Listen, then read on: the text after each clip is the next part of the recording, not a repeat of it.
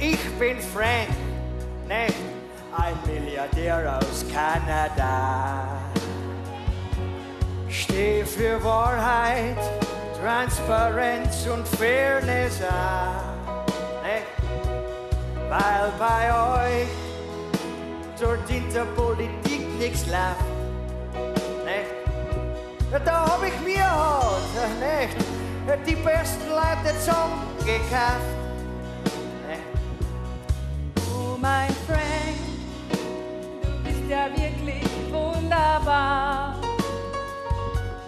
Bist so schön und volle lang in 80 Jahren. Bist so klein und hell in deiner Batterie. So was Tolles gab es in Österreich noch nie. Ich bin Frank.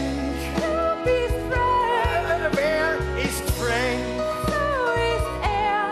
Manchmal fällt das Denken schon ein bisschen schwer.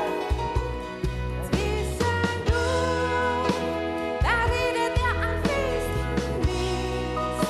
Pass schon auf, nicht? Pass auf, nicht?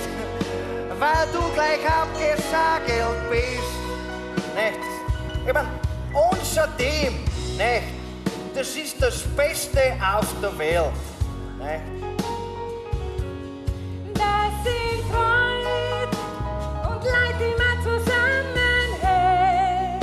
Ich hab immer wieder gesagt, nicht beste Werte, nicht beste Werte, das ist bei uns so garantiert, nicht?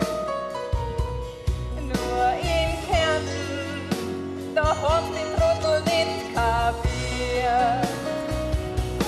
Dieser Streit, Das tut weh, Charlie zu, FPÖ. auch der Landtagsclub, der ist im Arsch